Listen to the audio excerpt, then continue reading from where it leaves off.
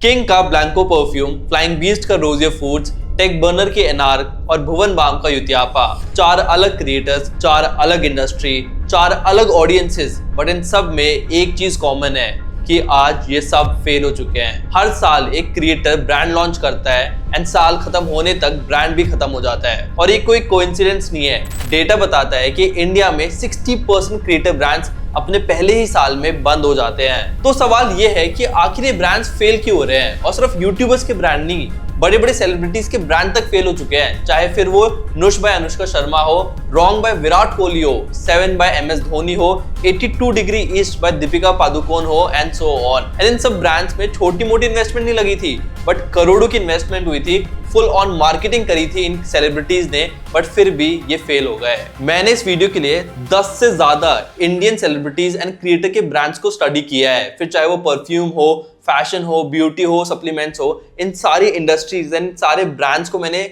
अच्छे से स्टडी किया है एंड इन सब में एक पैटर्न निकला है। मेरे को मिले हैं 4 ऐसे रीजंस जिसकी वजह से सारे ब्रांड्स फेल हो गए हैं। तो इस वीडियो को एंड तक जरूर देखना, क्योंकि आपको इस वीडियो में बहुत सारे ऐसे बिजनेस लेसन्स मिलने वाले हैं जो आपके बिजनेस में आपकी लाइफ में काम आएंगे। देखो, मोस्टली ब्रांड्स की सेम ही कहानी है। स्टार्टिंग में बहुत हाइप अप करते हैं सेलिब्रिटीज एंड क्रिएटर्स, अच्छी खासी उनकी सेल्स होती है पहले साल में, बहुत सारा वो पैसा कमाते हैं, बट नेक्स्ट ईयर तक उनकी सेल्स धीरे धीरे स्लो हो जाती है एंड कुछ ही टाइम में उनका ब्रांड डेड हो जाता है। एनार्क ने पहले दिन में ही 4 करोड़ की सेल कर ली थी। ऐसे 20 लाइफ ने 1 घंटे में 1 करोड़ की सेल्स कर ली थी। वो शार्क टैंक पर भी आए थे। बहुत सारे ऐसे ब्रांड्स थे जिन्होंने पूरे साल में 1 करोड़ की सेल्स नहीं की, बट 20 लाइफ ने 1 घंटे में 1 करोड़ की सेल करी थी। बट फिर भी गौरव तनेजा को एक टेरिबल एंटरप्रेन्योर बोला गया एंड उसके बिजनेस में किसी भी शार्क ने इन्वेस्ट नहीं किया।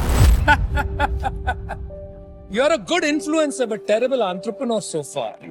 इनफैक्ट एनआर को भी काफी सारे बैकलैशेस मिले थे, सिर्फ उनकी ऑडियंस से नहीं बट बाकी टेक क्रिएटर से भी। तो mostly creator and celebrity led brands fail हो रहे हैं, बट फिर भी कुछ ऐसे ब्रांड्स हैं जो सक्सेसफुल हो चुके हैं, जैसे कि फिजिक्स वाला जो कि एक यूनिकॉर्न बन गया है, या फिर के ब्यूटी जिसने 88 करोड़ का रेवेन्यू किया था एंड उसमें से 11 करोड़ का प्रॉफिट था, जो बहुत बड़ी बात है। एंड HRX ने तो भाई 1000 करोड़ का रेवेन्यू क्रॉस कर लिया है। वहीं बहुत सारे ऐसे बड़े बड़े सेलिब्रिटीज के ब्रांड हैं जो फेल हो चुके हैं। फिर चाहे वो विराट कोहली का रॉन्ग हो जो फेल हो चुका है, शाहिद कपूर का स्कल्ट हो, दीपिका पादुकोण का 82 डिग्री ईस्ट हो, ये सारे ब्रांड्स फेल हो चुके हैं। मतलब यार, सेलिब्रिटी से भीड़ मिलने आती है, मीटअप करवाते हैं, इतने सारे लाखों लोग आ जाते हैं, सेल्फी लेने के लिए मरते हैं लोग उनसे लिटरली, बट फिर भी उनके प्रोडक्ट्स को बाय क्यों नहीं करते हैं? तो आखिर क्या है डिफरेंस? क्यों इन सेलिब्रिटीज के ब्रांड फेल हो जाते हैं?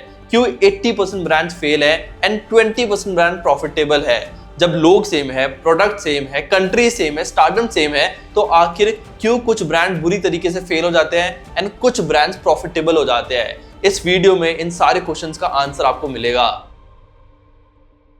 अब इससे पहले मैं आपको वो 4 रीजंस बताऊं कि क्यों ब्रांड्स फेल हो जाते हैं। हमें पहले समझना पड़ेगा कि आखिर बड़े बड़े सेलिब्रिटीज या बड़े यूट्यूबर्स ब्रांड लॉन्च ही क्यों करते हैं? क्योंकि भाई वो मूवी से पैसा कमाते हैं, वो ब्रांड से पैसा कमाते हैं, वो वेडिंग के इनॉग्रेशन में किसी इवेंट पर जाकर पैसे कमाते हैं, इंस्टाग्राम पर एक फोटो डालने के भाई लाखों करोड़ों रुपए ले लेते हैं, बिग बॉस उन्हें बुलाते हैं। तो इतने सारे अर्निंग सोर्सेज है, तो उनको अपना ब्रांड लॉन्च करने की जरूरत ही क्या है? तो देखो, द मेन रीजन है कि भाई जब तक कमा रहे हैं, मोटा कमा रहे हैं, बट आखिर कब तक कमाएंगे? अगर 4 लगातार मूवी फ्लॉप हो गई या फिर कोई और नया एक्टर या एक्ट्रेसेस आ गई, तो इनका करियर भाई डिक्लाइन होता है बहुत जल्दी। ऐसे यूट्यूबर्स का भी एक टाइम स्पैन जो होता है वो 3 से 4 साल का होता है। उसके बाद उनकी वीडियोस चलना बंद हो जाती है, उनके व्यूज बहुत कम आते हैं। फिर चाहे वो बड़े बड़े, चाहे बीबी हो, कैरी मिनाटी हो, हर्ष बेनीवाल हो, इतने बड़े बड़े यूट्यूबर्स है, बट आज इनकी वीडियो पर उतने व्यूज नहीं आ रहे जितने पहले आते थे। तो भाई, fame is temporary but money is permanent. एक बड़े से बड़ा बॉलीवुड स्टार जिसको हम लोग A लिस्टर्स बोलते हैं, उनका फेम 10 से 15 साल चलता है। ऐसे टॉप यूट्यूबर्स का भी फेम 3 से 4 साल ही चलता है। एंड जैसे जैसे उनकी रेलेवेंसी ड्रॉप होती है, जैसे जैसे व्यूज ड्रॉप होते हैं एंड लोग उसे कनेक्ट करना बंद कर देते हैं, वैसे वैसे उनका प्राइस ड्रॉप होता है। अपनी पीक पर mostly Bollywood actress and actor 5 crore रुपए एक ब्रांड डील के ले लेते हैं, बट जब उनकी रेलेवेंसी ड्रॉप होती है तो भाई वो 1 करोड़ रुपए भी चार्ज नहीं कर पाते।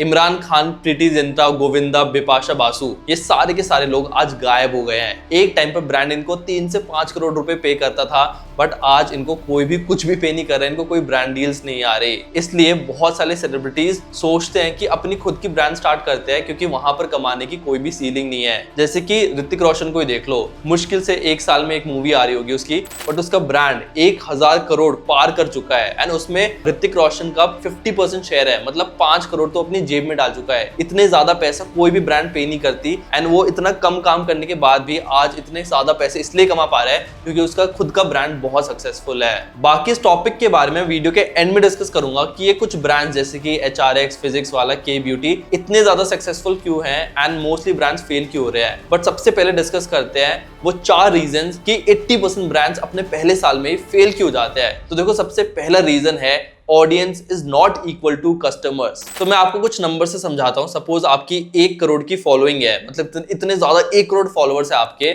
उसमें से सिर्फ 2% लोग ही आपकी वेबसाइट पर विजिट करेंगे और उसमें से भी सिर्फ 1% ही आपके प्रोडक्ट को खरीदेंगे, और जो दोबारा खरीदने वाले होंगे वो तो और कम हो गए, मुश्किल से 10% लोग होंगे जो आपके प्रोडक्ट को वापस खरीदेंगे। इसलिए मोस्टली यूट्यूबर या सेलिब्रिटी रेड ब्रांड स्टार्टिंग में तो बहुत अच्छा करते हैं, स्टार्टिंग के ईयर में तो भाई करोड़ों का रेवेन्यू कर लेते हैं, बट नेक्स्ट ईयर में डूब जाते हैं क्योंकि उनके खुद के फॉलोअर्स को प्रोडक्ट पसंद नहीं आता एंड वो खुद बाय नहीं करते। तो धीरे धीरे करके उनकी सेल्स स्लो डाउन हो जाती है एंड फिर ब्रांड की डेथ हो जाती है। मतलब अगर आपकी फॉलोइंग बड़ी है, इसका मतलब ये नहीं है कि आपके कस्टमर्स भी उतने होंगे। मोस्टली केसेस में कस्टमर्स बहुत ही कम रह जाते हैं, स्पेशली जो वापस आपका प्रोडक्ट खरीदते हैं वो तो बहुत ही कम रहते हैं। ब्लैंको का ही केस देख लो, राज शमानी इसको बैक कर रहा था, किंग इतना बड़ा सिंगर था, इन दोनों ने ब्रांड शुरू किया, स्टार्टिंग में भाई करोड़ों रुपए का रेवेन्यू भी हुआ, बट ये प्रोडक्ट की क्वालिटी इतनी बेकार थी ना, माना सस्ता था 300-400 रुपए का आ रहा था, बट इतनी बेकार पैकेजिंग, इतनी बेकार क्वालिटी थी कि ब्रांड टिक नहीं पाया। आज आपको लिटरली अगर उनकी वेबसाइट सर्च करोगे आपको वेबसाइट भी नहीं मिलेगी। ओजी ब्यूटी के केस में क्या हुआ, मार्केटिंग ही इतनी कम थी, लिटरली एक एड उसने बनाई, ठीक है, प्रोडक्ट में बिल्कुल दम नहीं था, सिर्फ सोच रहे थे कि प्रोडक्ट लॉन्च करेंगे, लाखों लोग खरीदेंगे और प्रोडक्ट चल जाएगा। ऐसा नहीं होता भाई, आपको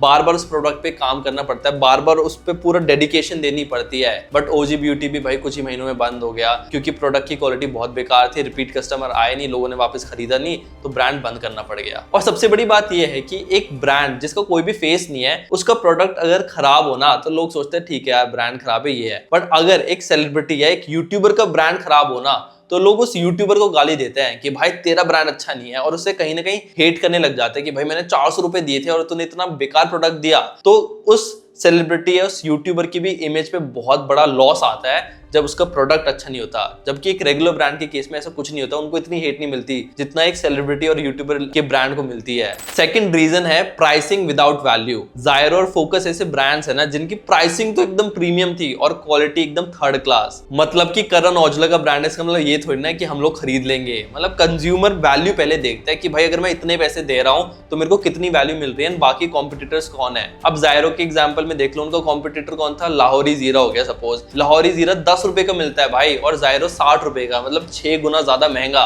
ऊपर से टेस्ट ऑलमोस्ट सेम है। ऐसे ही ज़ायरो के बाकी फ्लेवर्स तो इतने बेकार थे कि लोगों को बिल्कुल भी मजा नहीं आया उसमें। मतलब आप खुद रिव्यूज देख लेना यूट्यूब पर। It's a very weird lemon taste. इसका एक आफ्टर टेस्ट भी है जो थोड़ा सा कड़वा है। I don't think this is hitting the right spot. दवाई टेस्ट आ रहा है, खट्टा खट्टा लग रहा है। अच्छा लगा क्या?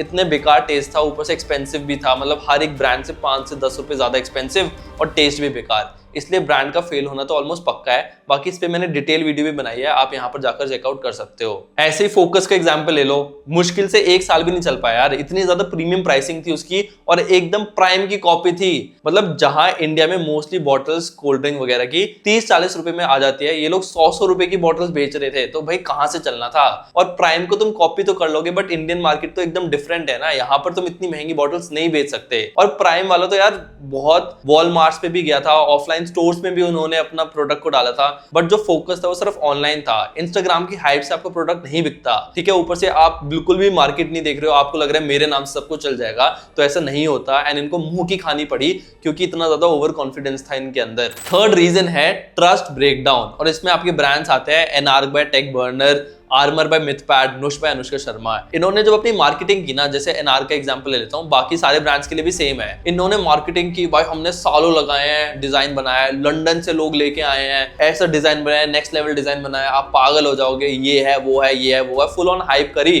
बाद में क्या पता चलता है भाई चाइना का व्हाइट लेबल्ड ऐप है, वहां लिटरली मार्केट में गए हैं, वहां से उठाई है चीजें, कॉपी पेस्ट मारी है और इंडिया में बेच रहे हैं। बट दिखा ऐसे रहे हैं जैसे पता नहीं क्या ही कर दिया और इन्वेंशन ही कर दिया और नेक्स्ट लेवल। और ये सारे ब्रांड्स के लिए ट्रू है, एनआर के लिए, आर्मर के लिए, नुश बाय अनुष्का शर्मा के लिए। नुश बाय अनुष्का शर्मा में भी उन्होंने बोला था कि भाई नेक्स्ट लेवल डिजाइन है, मजा आ जाएगा। बाद में पता चलता है कि भाई चाइनीज कंपनी से कॉपी की गए हैं सारे डिजाइन। ऊपर से आपका जो प्राइस है वो भी ओवर प्राइस रहता है। जैसे कि आर्मर की अगर मैं बात करूं, जो कि मिथबैट का वो हेडफोन था, उसी रेंज में बहुत बढ़िया और बहुत अच्छे क्वालिटी के ब्रांड्स मिल रहे थे। सिर्फ बाहर से अगर आपको प्रोडक्ट दिख रहा है इसका मतलब ये नहीं कि प्रोडक्ट में दम है, अंदर स्पेसिफिकेशंस भी अच्छे होने चाहिए। एंड इसकी वजह से इनके सारे लोगों के ब्रांड्स फेल हो गए और जो ट्रस्ट इनकी ऑडियंस करती थी वो भी कहीं ना कहीं लूज हो गया। मतलब चाइनीज का कॉपी माल था ये, कोई यूनिक डिजाइन नहीं था, प्राइसिंग भी कुछ बहुत कम नहीं था, प्राइसिंग भी उसी लेवल की थी। मतलब चाइना से प्रोडक्ट उठाया, अपना नाम छापा और कस्टमर को बेवकूफ समझ के बेच दिया। ये हुआ इन ब्रांड्स के साथ लिटरली, जिसकी वजह से बहुत ज्यादा जो ट्रस्ट था लोगों का इन क्रिएटर्स में वो कहीं ना कहीं ब्रेक डाउन हो गया। फोर्थ और सबसे फनी रीजन है फाउंडर डिसएंगेजमेंट। बहुत बार फाउंडर्स जोश में ब्रांड तो लॉन्च कर देते हैं बट कुछ महीने बाद उनको रियलाइज होता है यार मजा नहीं आ रहा। और ये हुआ है यूथियापा के साथ, रोजियर फूड्स के साथ, 7 एंड रॉन्ग जैसे ब्रांड्स के साथ। बहुत बार क्या होता है कि एक एंटरप्रेन्योर आता है और बोलता है क्रिएटर से कि यार मैं ये ब्रांड लॉन्च कर रहा हूँ, आपको बस फेस बनना है इस ब्रांड का। तो क्रिएटर खुशी खुशी में तो बोलते हैं कि हाँ यार कुछ नया करते हैं, ये करते हैं, वो करते हैं। बट बाद में जाके जब क्रिएटर्स के पास और ब्रांड आने लगते हैं ना और ज्यादा पैसा वो देते हैं तो अपने ब्रांड को कहीं ना कहीं पीछे छोड़ देते हैं और क्रिएटर का अपने ब्रांड में इंटरेस्ट लूज हो जाता है। जैसे भुवन बाम के साथ हुआ था। भुवन बाम ने अपना क्लोथिंग ब्रांड यूथियापा लॉन्च किया बट कुछ टाइम बाद ही उनको बेवकूफ का एम्बेसडर बना दिया गया, ठीक है, जहां पर उनको ज्यादा पैसे मिल रहे थे। तो उन्होंने अपने ब्रांड को छोड़ के बेवकूफ के एम्बेसडर बन गए। तो इसमें बेवकूफ कौन हुआ? उन्होंने अपने ब्रांड पर ही फोकस नहीं किया। ऐसे गौरव तनेजा के साथ हुआ कि उन्होंने 2 ब्रांड तो लॉन्च कर दिए कि भाई वे प्रोटीन भी बेचेंगे, घी भी बेचेंगे, बट कुछ टाइम बाद रियलाइज हुआ कि यार घी में मेरा इतना इंटरेस्ट है ही नहीं। तो उन्होंने उस ब्रांड को छोड़ दिया, कहीं ना कहीं उसमें वो इंटरेस्टेड ही नहीं थे एंड फुल ऑन अब उन्होंने अपना फोकस ब्रांड डील्स और अपने वे प्रोटीन पर कर दिया। ऐसे विराट कोहली के brand wrong and MS Dhoni के ब्रांड 7 के साथ हुआ। इनके कॉम्पिटिटर्स इतना ज्यादा फोकस कर रहे थे ना मार्केट पर, स्निच, बेवकूफ एंड रेयर रैबिट जैसे इनके कॉम्पिटिटर्स थे एंड उन्होंने बहुत ज्यादा मार्केट पर फोकस किया। एंड जो MS धोनी एंड विराट कोहली थे ऑब्वियसली इन्होंने अपने गेम पर फोकस किया है, अपने ब्रांड पर फोकस कम किया, जिसकी वजह से आज इनके ब्रांड्स तक भी फेल हो गए। मतलब कि अगर मैं आपको रॉन्ग की बात बताऊं जो कि विराट कोहली का ब्रांड है, उन्होंने मार्च 2025 में रफली 700 करोड़ का लॉस किया है भाई। एक क्रिएटर की सबसे बड़ी पावर ये नहीं होती कि उनके पास इतनी बड़ी ऑडियंस होती है, इतनी ज्यादा रीच होती है, वो कहीं ना कहीं होती है, बट उससे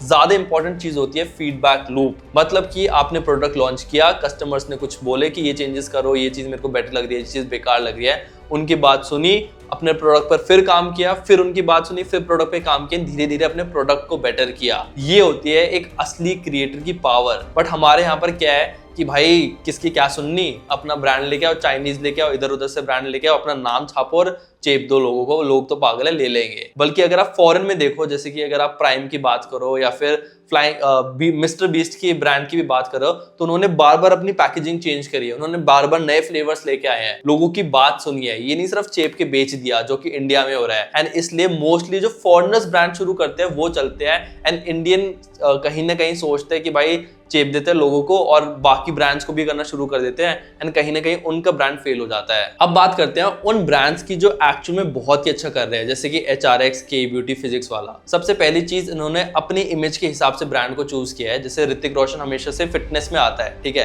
तो उसने एक फिटनेस ब्रांड ही शुरू किया है, मतलब क्लोथिंग ब्रांड शुरू किया है। ऐसे ही जो कैटरीना कैफ है उसको सब लोग बहुत ब्यूटीफुल समझते हैं, तो उसने के ब्यूटी मेकअप वाली चीजें ही लॉन्च करी है। ऐसे फिजिक्स वाला हमेशा से फिजिक्स पढ़ा रहे थे, तो पढ़ाई में उन्होंने अपना स्टार्टअप किया है एंड इसी वजह से के ब्यूटी ने 11 करोड़ का प्रॉफिट किया था। HRX तो 1000 करोड़ का जो मार्क था उसको क्रॉस कर चुका है। फिजिक्स वाला भी यूनिकॉर्न बन चुका है क्योंकि इन्होंने सबसे पहले अपनी इमेज से रिलेटेड ब्रांड को ही लॉन्च किया। ऊपर से जो इनका बैकअप था ना, जो लोग इसके पीछे थे वो बहुत ही बड़े थे। जैसे कि मैं अगर HRX की बात करूं तो उसके पीछे मिंत्रा है, मतलब 51% जो स्टेक है HRX का वो मिंत्रा ओन करती है एंड मिंत्रा ऑलरेडी बहुत बड़ी ब्रांड है। ऐसे अगर मैं के ब्यूटी की बात करूं तो उनको बैक करिए नायका। एक्चुअल में नायका का ब्रांड है जो उन्होंने कैटरीना कैफ के साथ शुरू किया है, तो वहां पर भी इतनी बड़ी कंपनी है। तो मोस्टली ब्रांड्स के पीछे एक बहुत बड़ी कंपनी होती है जो कि कई साल से इस बिजनेस में है एंड इसकी वजह से इनका ब्रांड इतना ज्यादा चल रहा है। एंड ऑफ कोर्स जो पहले मैंने 4 चीजें बताई वो सारी चीजें इन ब्रांड्स में नहीं थी, जिसकी वजह से सक्सेसफुल हो गए।